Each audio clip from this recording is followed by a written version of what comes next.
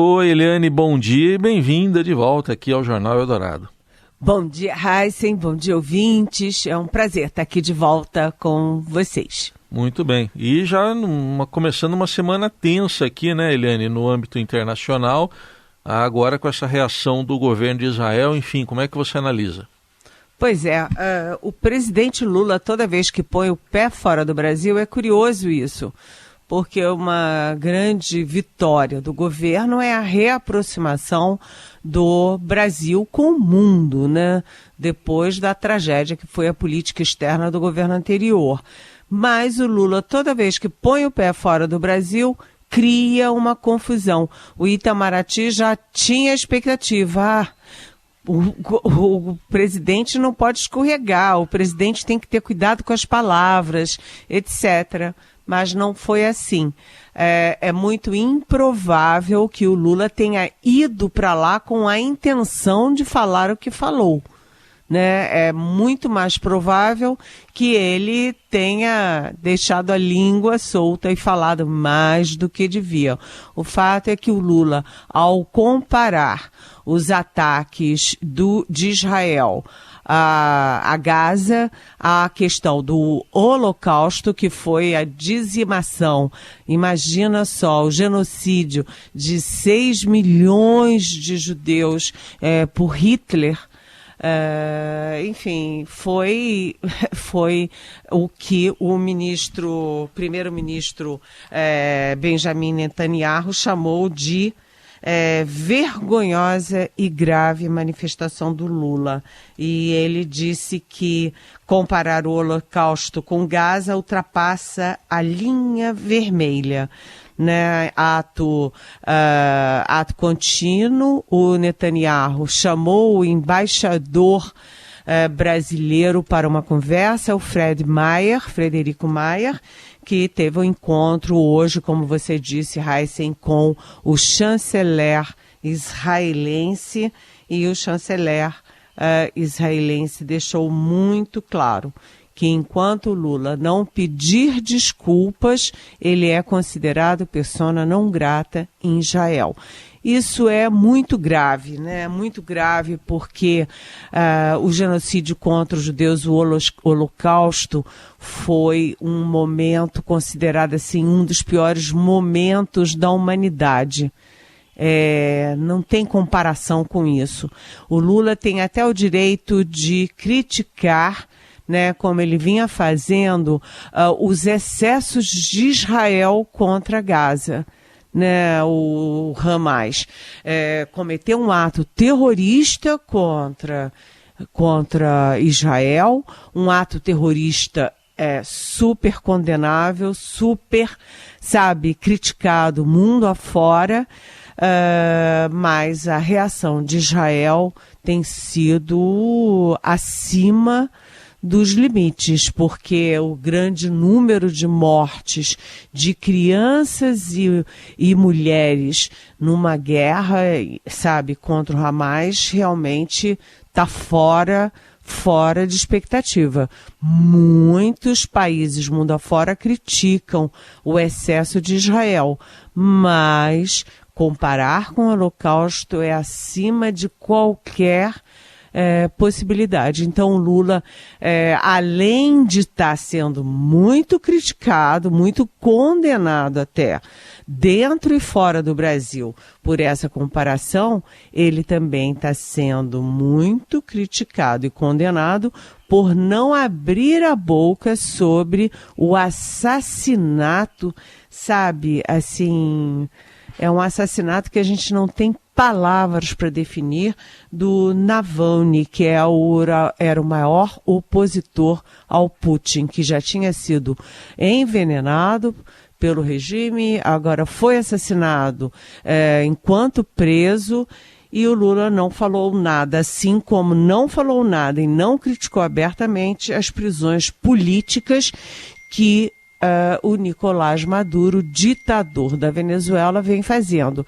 Ou seja, o Lula tem todo o capital para fazer uma política externa de excelência, mas ele, Lula, e não Itamaraty, vem causando muito estremecimento desnecessário por falar demais e falar ideologicamente num campo que é a política externa, que deve ser tratado dentro dos interesses nacionais e dentro de um palavreado compatível com a diplomacia, enfim, com a boa educação entre as nações. Está faltando isso para o Lula, Heisen. Muito bem, e chama atenção, Liliane, não é a primeira vez que você faz essa observação, que é importante fazer, é de que uma coisa é o presidente discursando, lendo um discurso, né, lendo mesmo, e outra é ou ele discursando de improviso ou dando uma entrevista. Parece que são dois Lulas, né? Exatamente, porque o Lula, quando lê o discurso, ele está lendo o que a sua assessoria internacional, o Itamaraty, produziram, né, em nome do Brasil. E quando o Lula abre a boca, sem ter um discurso escrito, como você disse, ou numa entrevista, ou numa manifestação qualquer, ou saindo das páginas do discurso, o Lula deixa vazar a sua posição ideológica e eu vou acrescentar também iletrada em relação à política externa. Isso é grave, isso prejudica o Brasil, sabe, desnecessariamente. E eu vou te dizer, prejudica o Brasil, prejudica a política externa brasileira e prejudica o próprio Lula, que tem capital e tem experiência nessa área internacional. Foi lamentável e agora a gente espera a ação do Itamaraty para tentar consertar o estrago. E para consertar o estrago, os limites para esse conserto já foram colocados pelo chanceler israelense na conversa com o embaixador Fred Maia. O Lula precisa pedir desculpas. Ele fará isso? Eu lembro, Heisen, que já nos primeiros mandatos o Lula já criava atritos desnecessários com Israel, né? Ele visitou vários países árabes, ele fez reunião árabe no Brasil com todos os holofotes e ele desprezou muito Israel. Eu nem me lembro se ele chegou a ir a Israel nos 8 anos dos primeiros mandatos, ou seja, isso é péssimo. Aliás, para concluir, está chegando ao Brasil o Antony Blinken, que é o secretário de Estado norte-americano, que vem a Brasília, vai ao Rio de Janeiro para a reunião de chanceleres do G20, o grupo das 20 maiores economias do mundo, e depois vai a Buenos Aires se encontrar com Milei. Lembrando que o Blinken representa o maior aliado de Israel no mundo, que são os Estados Unidos. Ou seja, isso vai ser assunto também para um encontro que deveria ser bilateral entre Blinken e Lula. Muito bem, assuntos, desdobramentos que a gente vai continuar acompanhando. Vamos ver qual vai ser o próximo passo agora dado pelo governo brasileiro, depois dessa declaração de Israel de que o presidente Lula é persona non grata em Israel. Bom, vindo para os nossos assuntos aqui também internos, Eliane, hoje a gente está indo nas últimas horas, na verdade, da despedida de Flávio Dino do Senado, que ele está no Senado, amanhã ele se despede e na quinta assume uma vaga no Supremo. Pois é, o ministro Flávio Dino, que era do Executivo, né?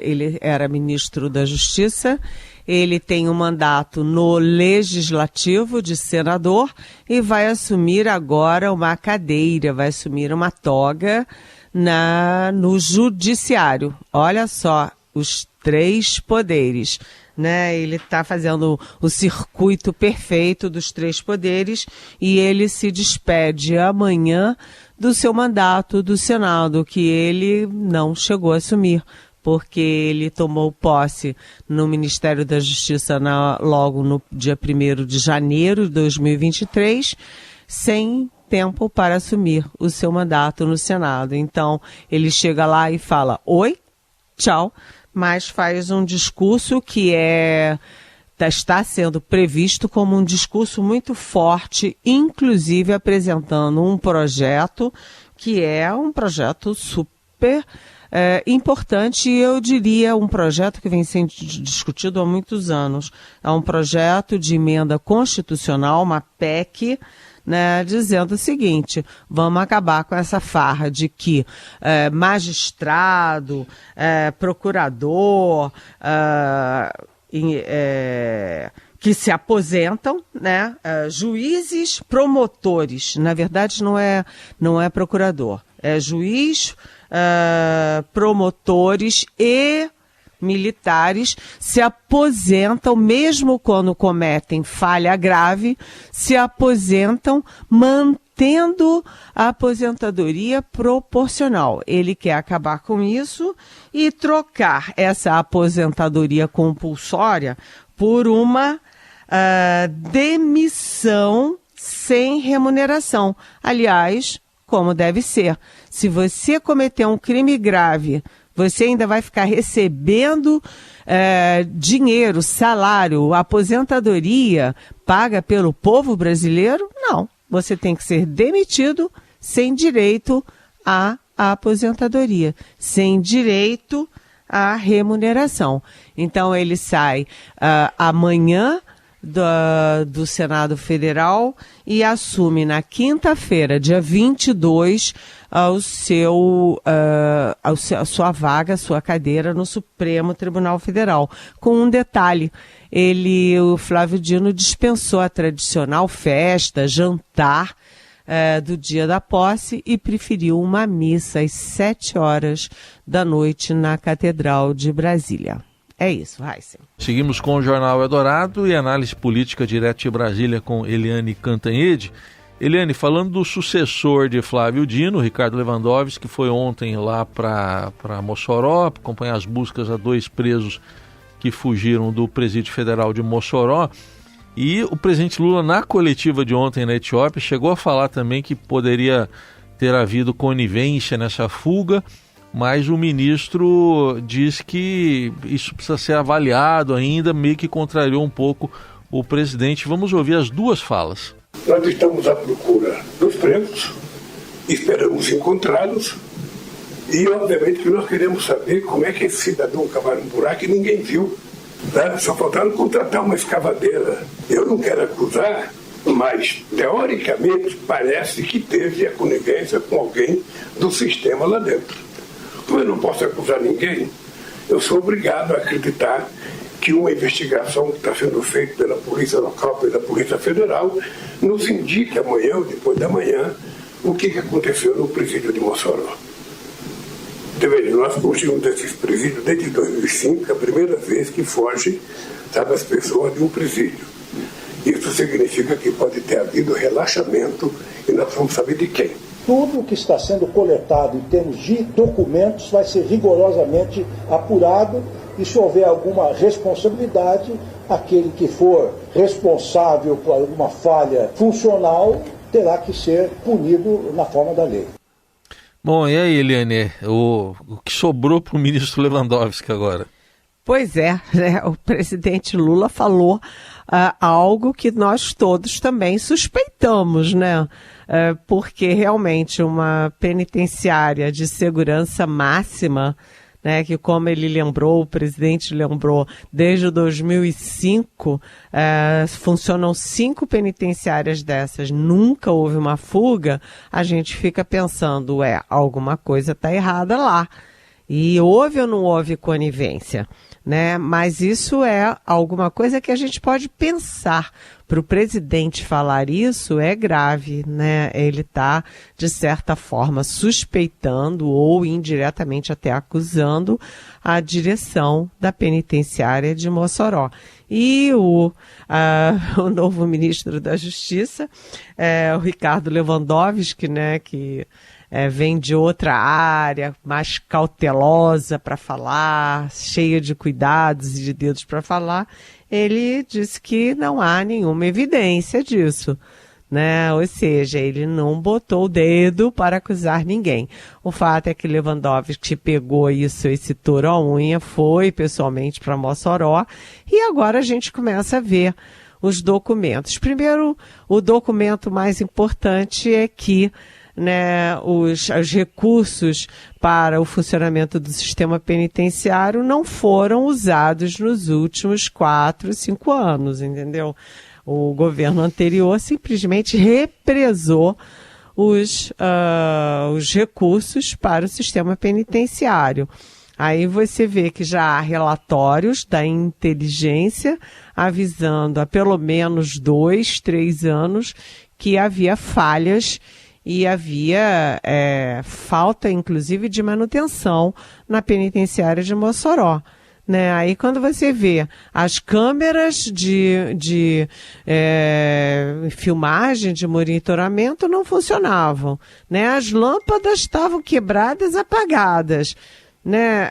Realmente o sistema ali de tubulação por onde os presos fugiram estava com falhas.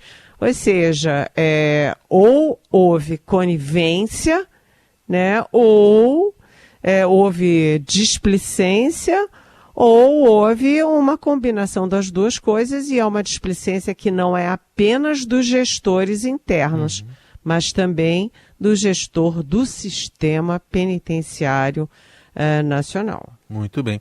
Só para fechar, Eliane, 19 de fevereiro, tá bom já dá para o pessoal voltar a trabalhar no Congresso então, né? Pois é, né? O Congresso só volta a funcionar depois do Carnaval, né? Aliás, o presidente da Câmara, Arthur Lira, apareceu bem na foto. Inclusive,